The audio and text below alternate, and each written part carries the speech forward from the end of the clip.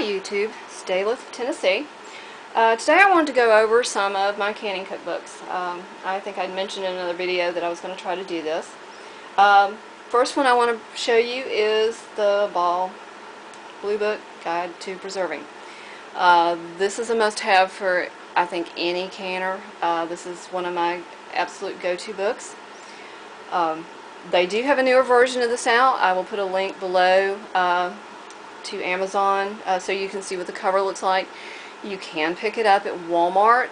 They keep them in the canning section with the jars and other instruments. If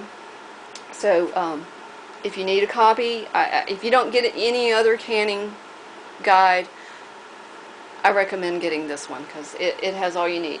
The newer one has more up-to-date pictures on, step-by-step canning. But this one serves my purpose well. Lulu preserves. I'm going to put a link to her site. She picked up the latest version of this, and she's already done a couple of recipes out of it. I went to look them up to see if they were in here, and they were. So I personally didn't feel a need to go spend another $9-10 to get another version of it when this one works just fine. So there's that one. My next, not really cookbook, but you should always keep your instruction book with your pressure canner. I keep it with my cookbooks and guides just to have on hand in case I need to look something up right quick if I need to troubleshoot. I've had my lid stick before and needed to know how to get it loose, and so I looked it up in here, or if I can't find it on here, you can always look it up online. Somebody on YouTube's probably going to have an answer to it. Next in my library, Putting Food By. This is the 5th edition. This is by Janet Green, Ruth Hertzberg, and Beatrice Vaughn. This is a technical book. There are not a lot of pretty pictures in this book. As you can see, it's just all print.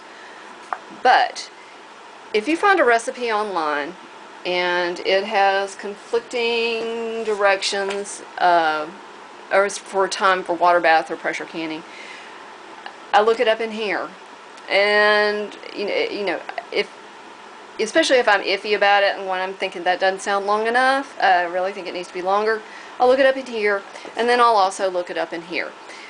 If I could only grab 2 books out of my library, if I could, somebody said you can only keep 2 of them, these would be the 2 books that I would grab and keep and take with me.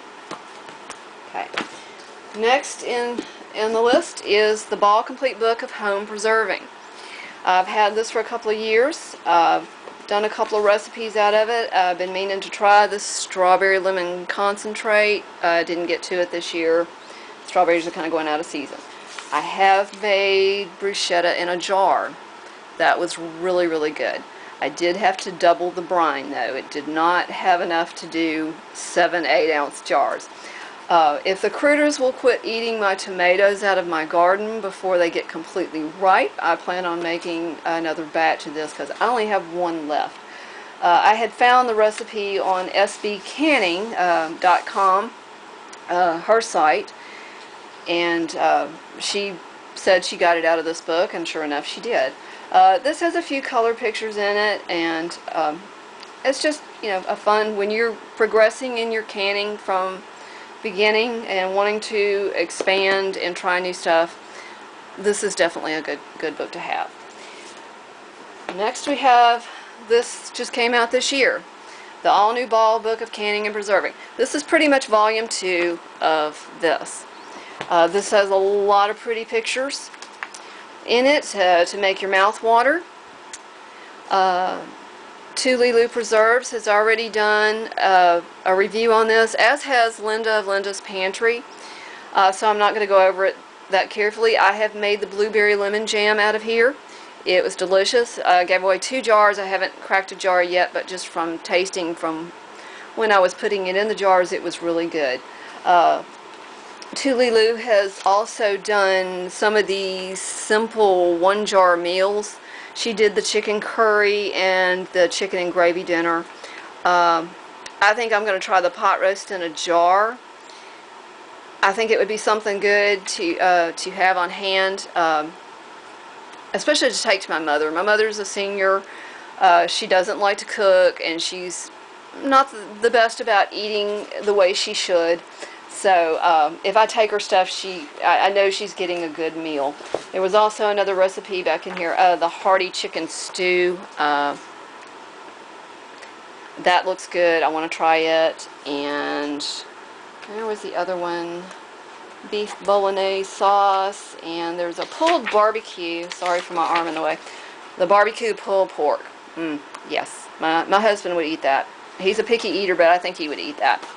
So I want to try, several out of those.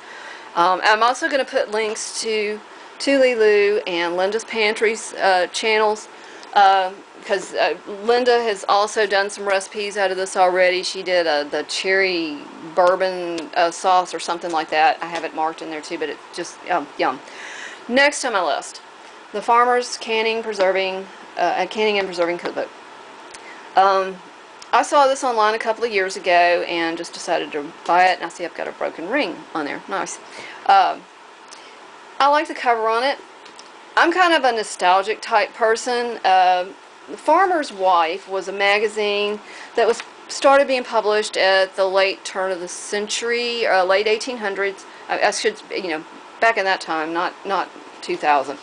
But I love that it has articles in here from the magazines. A lot of old recipes in here. I'm trying to flip through and find one of the articles if I can. Okay, like this one, Good Luck in Jelly Making. This is from June of 1936. This was an actual article in one of these magazines. They have updated this and brought these up to the current standards of canning and safe, so you can safely can. They have recipes in here that have snowflakes by them, which basically they say in the beginning of the book, if it has the snowflake, we don't recommend you try to actually can this. This just needs to be made, put in the refrigerator, and eaten right away. So I'm going to do a whole nother series on all of my Farmer's Wife cookbooks that I've collected, just because, like I said, I'm kind of a nostalgic person. I like that time period. I love old-timey recipes, so I'll do something on that later on. I also want to point it out, Lulu did a series of canning equipment and her canners recently and uploaded. Like I said, I'm going to put a link to her site. You really should watch those, even if you're old hat at canning. I found them interesting. I learned a new trick today about storing my pressure canner with newspaper in it. I never thought about putting the newspaper in there to absorb old odors, especially if you're canning fish or meat. Because even when you wash them, I did squash one year and it just, it smelled for a while. Even though I scrubbed it clean, it still smelled. She also had some information about the history of canning that she got from the Department of Agriculture. I thought was just fascinating, so I'm going to go back and read that, and I'll try to put a link to that in there too. Next is my canning notebook. I print out recipes, especially from SB Canning, of stuff I want to try. As you can see, this is the strawberry peach pie filling. I love strawberry peach pie. In fact, I have a video on it. I didn't do the step-by-step instructions because my finger kept getting in the way and it's very hard for me to do one-handed. I have found my tripod, so I'm going to try to do better about that. I have an old camera though, and it gets a little scratchy. This is about my third take on this video. But anyway, I made this. Love it. Good thing about printing out your own recipe, these recipes, is you can make notes along the side, what worked for you, what didn't work for you, whether you liked it or not. Strawberry margarita jam, I made that last year, June of 2015. It was very good. I enjoyed it. I got 8 8-ounce jars. This says it makes 6 8-ounce jars. So just little notes like that. Just, fun recipes. Amaretto peach conserve. Very good, very tasty. Again, off the SB Canning site, I'll have the link up there. She decided she doesn't like raisins, so she used cherries. I went with her suggestion of dried cherries. It was wonderful. Great over ice cream. So, I've got my pie fillings and jams and jellies in the front. I've got another section that I keep pickled stuff that I want to try, and yet another section of, actually it looks like I've got repeats in here. Whoops, and sorry, bumped the tripod. Meat section. You know, here's canning chicken corn chowder. Yes, try that. Spaghetti sauces. I have tried my hand at spaghetti sauces. I haven't found just that perfect recipe for us yet, but I'm going to.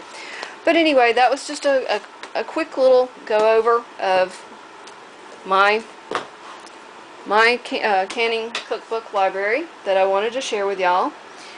Hopefully you'll get some ideas. If you have any doubts about buying which canning cookbook to buy, like I said, I highly recommend start out with the Ball Blue Book Guide to Preserving. It's just a must-have for anybody. So, also, I get a lot of recipes and suggestions from a forum that I visit. I'm not going to say the name of the forum on here, but if you're interested in it, you can message me, and I'll tell you about it and give you a link to it. I just don't want them to be overwhelmed with people coming in there all of a sudden and joining up. Great bunch of ladies and a few gentlemen in there that are really into canning, and very, very helpful. Answered a lot of my questions, especially when I was getting started. So anyway, I hope you found this interesting and helpful. I hope you find the links that I'm going to put below helpful to you. Definitely go visit Tuliloo Preserves and Linda's Pantry. Both of them do some great recipes. I really enjoy their sites. So God bless and happy canning. Thanks for watching.